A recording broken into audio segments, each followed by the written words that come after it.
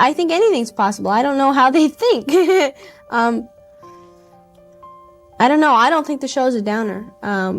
They're even bringing it up from where it is now, and it's pretty up. I mean, there's like 4 really sad parts in the whole script, but otherwise it's a real. At 63 years old, Melissa Sue Anderson is no longer the quiet child star the world thought it knew. The little girl who grew up under unforgiving studio lights, who memorized scripts before she understood their emotional weight, and who learned discipline long before freedom, has finally reached a place of truth. Time didn't erase the past, it clarified it. And now, after decades of silence, she is finally speaking about what really happened behind the scenes with Michael Landon. Not with anger, but with honesty. This isn't a story about blame, it's a story about pressure, unspoken pain, and a childhood spent carrying expectations no child should bear. And once you hear her truth, you'll never watch Little House on the Prairie the same way again. She was born on September 26, 1962, in Berkeley, California, far from the glittering illusions of Hollywood. Her family valued education, balance, and creativity without obsession. There were no grand ambitions of red carpets or magazine covers, yet destiny has a way of choosing its own path. When her family moved to Los Angeles, the city of dreams quietly took notice of a young girl whose eyes carried depth far beyond her years. Talent scouts noticed Melissa Sue Anderson almost immediately. There was something in her presence that couldn't be taught or trained. She didn't simply perform emotions for the camera, she understood them on a deeper level. Even as a child, her expressions carried honesty, her reactions felt instinctive, and her silence spoke just as loudly as her words. It set her apart in an industry filled with bright smiles and rehearsed charm. Her career began with television commercials, small moments that quickly led to bigger opportunities. Soon she was appearing on popular shows like Bewitched and The Brady Bunch, quietly absorbing everything around her. These early experiences taught her how to survive in a world that could easily overwhelm a child. She watched how adults behaved on set. She learned when to speak and when to listen. While other young actors leaned on cuteness or natural innocence, Melissa relied on focus, discipline, and emotional awareness far beyond her years. Those early years shaped her in lasting ways. She learned professionalism before she learned carefree joy. Lines were memorized, marks were hit, and expectations were met without complaint. The entertainment industry doesn't pause to protect childhood, and Melissa adapted without drawing attention to herself. She didn't demand praise, she didn't chase approval. She simply showed up and delivered exactly what was asked of her. There was a quiet strength forming beneath the surface, built from observation and restraint. Each role added another layer of confidence and control, preparing her for something much bigger than anyone could have predicted. Then, in 1974, everything changed. One role, one opportunity would shift the course of her life forever and place her at the center of a story that would define her childhood, her career, and ultimately, her truth. She was cast as Mary Ingalls in Little House on the Prairie, a show based on the beloved books of Laura Ingalls Wilder. It wasn't just a television series, it was a cultural moment. Families gathered around their screens, finding comfort in its simplicity, values, and emotional honesty. As the eldest daughter of Charles and Caroline Ingalls, portrayed by Michael Landon and Karen Grassley, Melissa became one of the emotional foundations of the show. Her portrayal of Mary Ingalls was quiet, controlled, and deeply powerful in a way that rarely demands attention, yet never escapes it. Melissa Sue Anderson didn't rely on dramatic speeches, emotional breakdowns, or exaggerated moments to leave an impression. Instead, she understood the strength of restraint. She embodied responsibility, kindness, and emotional discipline so naturally that it felt less like acting and more like lived experience. Every glance carried intention, every pause held meaning.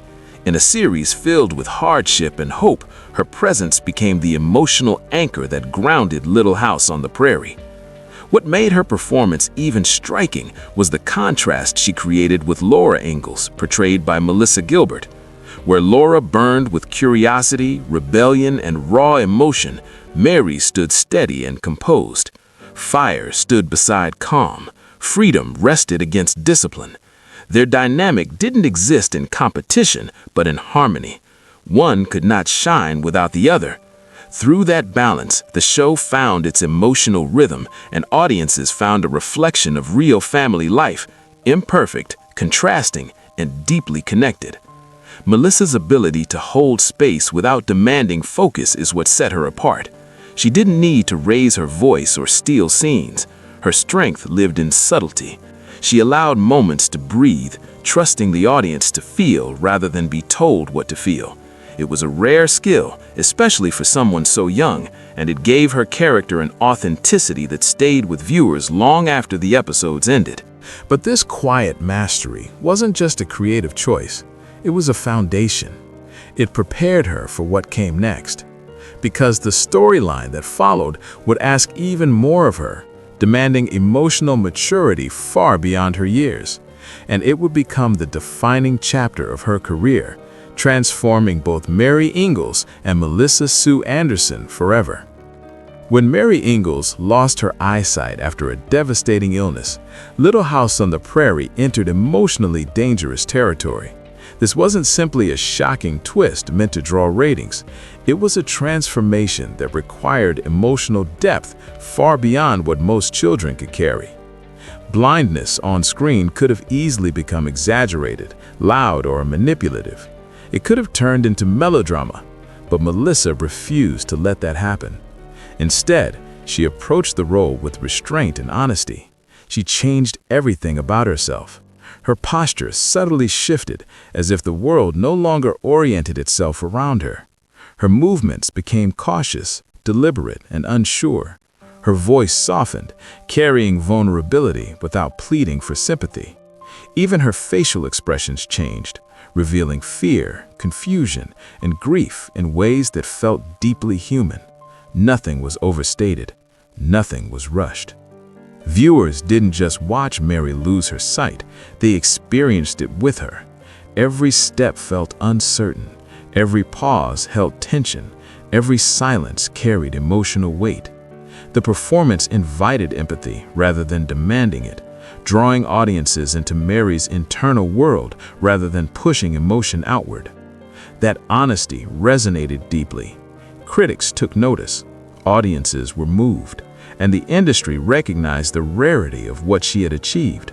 Melissa Sue Anderson received an Emmy nomination, sealing her place in television history as a child actor capable of extraordinary emotional control. But while the world praised the performance, the reality behind the camera was far heavier. Carrying that level of emotional responsibility at such a young age came with pressure few could see, and the experience would leave a lasting mark on the woman she would eventually become. At the center of Little House on the Prairie stood Michael Landon, the show's creator, star, and guiding force. To the public, he was the embodiment of warmth and wisdom, the perfect father figure.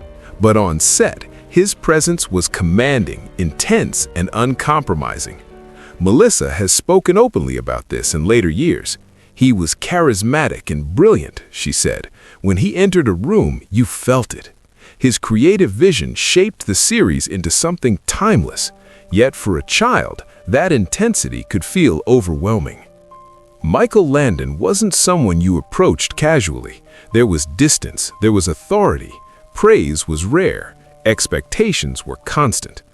During the blindness storyline, the pressure reached another level. Melissa later admitted that he expected perfection, especially from her. There was no room for error. The work had to speak for itself, and it did, but at a cost. As Melissa Sue Anderson grew older on the set of Little House on the Prairie, she began to sense realities that were never spoken aloud. Favoritism lingered quietly in the background. Attention shifted without explanation. Competition existed even when no one acknowledged it.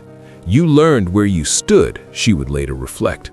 It wasn't rooted in cruelty or malice, it was simply the structure of the industry, a system that rewarded visibility, demanded endurance, and rarely paused to consider how young its performers truly were. At the center of it all stood Michael Landon, a creative force whose influence shaped every corner of the show. Despite the emotional pressure and complexity of working under such intensity, Melissa never denied his brilliance. His vision turned Little House on the Prairie into a timeless classic. Her honesty today doesn't diminish his legacy. Instead, it adds a layer of truth to her own, the perspective of someone who lived inside the machine, learned from it, and survived it with quiet strength. When Little House on the Prairie finally came to an end, Melissa made a conscious decision not to live in its shadow. She refused to be defined forever by Mary Ingalls, no matter how beloved the character remained. Rather than clinging to nostalgia, she sought out roles that demanded emotional courage and maturity. In 1980, she delivered one of the most powerful performances of her career in the television film Which Mother Is Mine? The role required raw vulnerability, pushing her into emotional territory few former child stars dared to explore. The performance earned her an Emmy Award, confirming that her talent extended far beyond childhood fame. As adulthood approached, Melissa made a choice that set her apart from many who had grown up in the spotlight. She stepped back. She didn't disappear, but she refused to be consumed. Throughout the 1980s and 1990s, she worked selectively, choosing projects that aligned with her evolving sense of self. She revealed a darker, more complex side in the psychological thriller Happy Birthday to Me, shedding any remaining expectations tied to her past image. She continued to appear in television dramas that challenged her emotionally rather than elevate her celebrity. The industry had taught her enough to know that fame was fleeting, but peace was priceless. By this stage of her life, applause no longer guided her choices. Balance did. In 1990, Melissa Sue Anderson's life shifted in a way that never made tabloid headlines, yet changed everything that followed. She married television writer and producer Michael Sloan, not in a whirlwind of publicity, but in quiet certainty. Their relationship was built on mutual respect, shared creativity, and a deep understanding of life behind the scenes. While many Hollywood relationships burned brightly and disappeared just as fast, theirs grew slowly and steadily. Together, they created a home rooted in stability and love, and soon welcomed two children, Piper and Griffin, who became the center of Melissa's world. Motherhood reshaped her priorities in ways fame never could. Having grown up under constant scrutiny herself, Melissa understood the cost of childhood in the spotlight. She knew the pressure, the expectations, and the silent weight of being watched. Determined to protect her children from that same experience, she made a choice that few in Hollywood ever dared to make. She chose family over fame. She stepped away from the relentless pace of the industry, trading auditions and sets for school mornings, quiet evenings, and moments that could never be replaced. This wasn't a retreat fueled by fear or burnout. It was a deliberate, thoughtful decision. Melissa chose presence over performance, choosing to be fully there for her children while still honoring the craft that had shaped her life. She never abandoned acting completely. Instead, she redefined her relationship with it, taking on work only when it aligned with her values and her schedule. Throughout the 1990s, she appeared selectively in projects that allowed her to explore depth without sacrificing balance.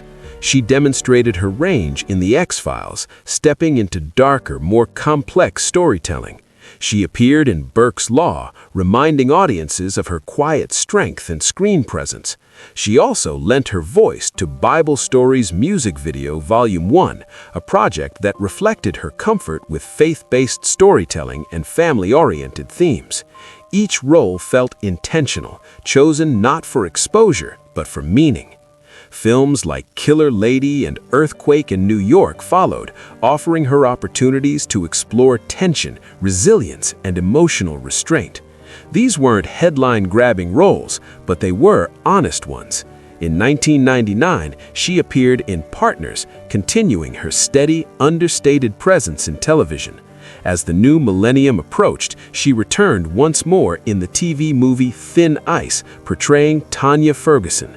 It wasn't framed as a comeback. It didn't need to be. It was simply a reminder that she was still here, still capable, still committed. Then came another pause. For 5 full years, Melissa stepped away entirely, embracing life as a stay-at-home mother. There were no sets, no cameras, no scripts waiting, just family, routine, and the quiet fulfillment of being present. It was a grounded choice, one that reflected the woman she had become, self-aware, intentional, and unafraid to define success on her own terms. In 2010, Melissa appeared in the short film Marker 187, a quiet, introspective project that echoed the tone of her later career. It didn't reach massive audiences, but it carried emotional weight. 4 years later, longtime fans were surprised by a subtle yet meaningful cameo in Veronica Mars in 2014, where she appeared as Stasha's mother. It was the kind of role that rewarded loyal viewers, familiar, warm, and understated. Her final on-screen appearance arrived in 2018 with The Con Is On, a blink-and-you-miss-it moment that felt less like an ending and more like a gentle farewell. No spotlight, no announcement, just a quiet closing chapter. That same year marked another deeply personal milestone. In 2014, Melissa Sue Anderson released her memoir, The Way I See It, a look back at my life on Little House. The book was reflective, honest, and emotionally intelligent, offering readers a rare glimpse into her life behind the scenes. It wasn't written with bitterness or regret. Instead, it carried clarity, balance, and maturity. Critics praised its thoughtful tone and gentle honesty, noting how gracefully she addressed fame, childhood pressure, and growth. It wasn't about settling scores. It was about understanding the past without being trapped by it. Long before the book's release, Melissa had already made one of the most defining decisions of her life. In 2002, she and her family left the United States and relocated to Montreal, Canada. The move wasn't about escape, it was about intention. They wanted privacy, balance, and a life that didn't revolve around cameras and expectations. Canada offered a sense of calm that Hollywood never could, a place where creativity could exist without constant noise. On Canada Day 2007, Melissa, her husband Michael Sloan, and their children, Piper and Griffin, officially became Canadian citizens. It was more than paperwork. It was a declaration of the life they had chosen, grounded, private, and rooted in family. The years that followed passed quietly. Love deepened, routine settled, the chaos of fame faded into memory. Then came loss. On August 13, 2025, Michael Sloan passed away, bringing an end to a partnership that had defined decades of Melissa's life. He wasn't just her husband, he was her collaborator, her anchor, and the father of her children. His death marked the closing of a deeply meaningful chapter, leaving behind grief, gratitude, and a lifetime of shared memories that would forever shape who she had become. Now, at 63, Melissa Sue Anderson looks back with clarity. Her life was never about chasing fame, but about surviving it with grace, about choosing family when the world demanded ambition, and walking away when staying would have cost her peace. Her legacy isn't built on noise or headlines, but on intention. And if this story moved you, please like, share, and subscribe, because stories like this deserve to be remembered. Thanks for watching.